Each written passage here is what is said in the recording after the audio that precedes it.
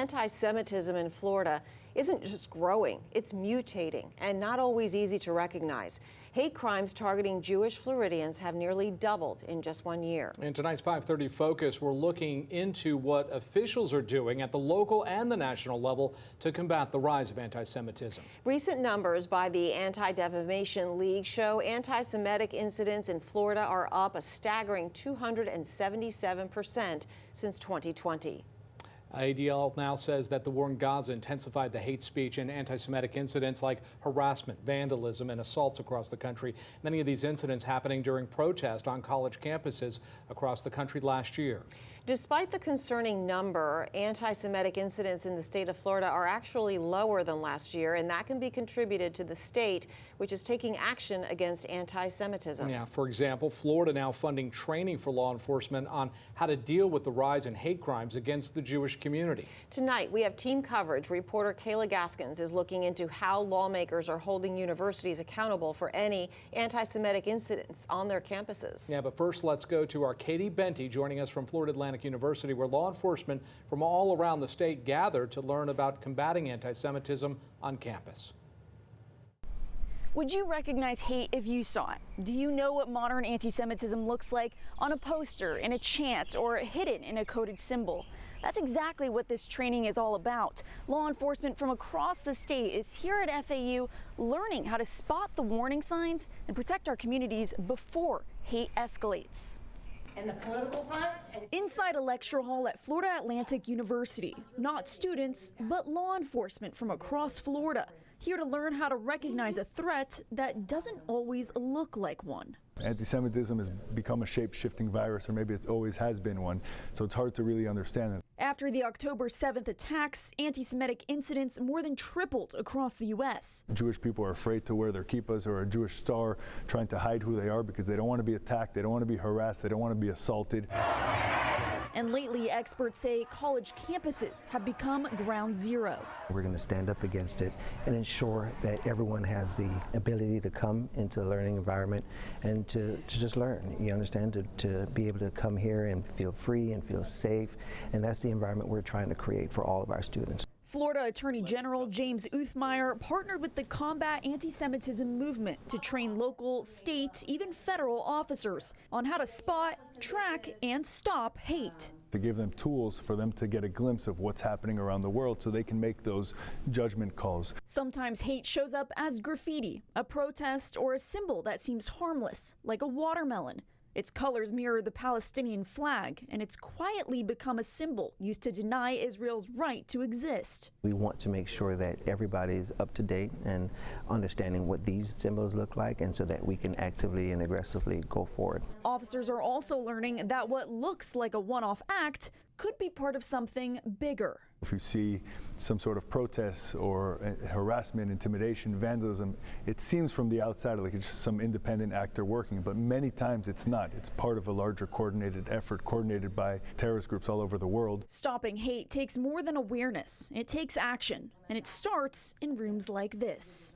This is only the beginning. Officials say they're committed to rolling out more training sessions across the state, with the next one expected to be this summer. Reporting from FAU, I'm Katie Benty, CBS 12 News. Across the country, more than a dozen pro-Palestinian protesters were arrested at the University of Washington. This taking place on Monday night, about 30 of them occupying an engineering building and demanding the university sever its ties with Boeing.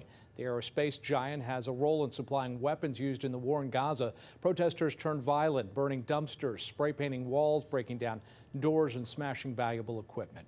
University releasing a statement. It reads in part, it's committed to maintaining a secure learning and research environment. It goes on to write that it strongly condemns the occupation and the anti-Semitic statement that was issued by a suspended student group. The university says it is now reviewing its practices, and any student involved in the takeover will face suspension. Meantime, White House committee lawmakers are now calling out non-Ivy League universities on their handling of anti-Semitism on their campuses. Yeah, tonight, our reporter Kayla Gaskins joins us from Washington with more on those hearings. Another crop of college presidents summoned to Capitol Hill to answer to reports of rampant anti-Semitism on their campuses. The incidents we'll be discussing with our witnesses today are truly appalling and shameful. Wednesday's hearing echoed similar ones held during the last Congress that resulted in the presidents of Harvard, Columbia, and UPenn handing in their resignations. Calling for the genocide of Jews on Harvard's campus. I can assure you we have robust What actions have been taken? I'm not asking. Actions underway. This time, the leaders of Haverford, DePaul, and California Polytechnic sat in the hot seat. This type of behavior will not be tolerated. This goes beyond the Ivy League or the elite colleges. And for the most part, gave contrite, apologetic answers. I am deeply sorry. I know there are areas where we must and will do better. Congresswoman Elise Stefanik, though, pressing for specifics. I am asking you, was there any disciplinary action taken? Disciplinary action can include expulsion and... I'm not asking what it can include. I'm asking, was it taken?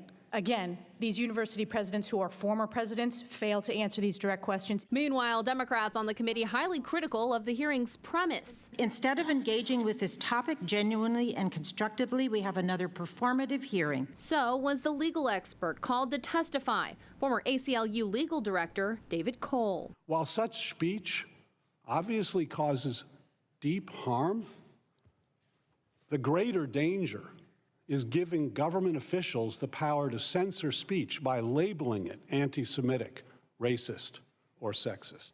For the college presidents, it's not just their jobs on the line, but also federal funding to their university, something GOP lawmakers have already threatened if adequate changes are not made to address anti-Semitism. In Washington, I'm Kayla Gaskins. 2 universities here in Florida are among the 60 schools the Trump administration is investigating for anti-Semitism. The U.S. Department of Education announcing it's looking into the University of South Florida and the University of Tampa for anti-Semitic harassment and discrimination. Letters sent by the Education Department accuse the schools of allowing anti-Semitic protesters to harass and commit violence against Jewish students. If the schools are found to have violated Jewish students' rights, like Harvard, they could lose federal funding. CBS 12 News will continue to cover this important topic. You can look for updates on air and online, and make sure to have the CBS 12 News app downloaded so you can get push alerts sent straight to your phone.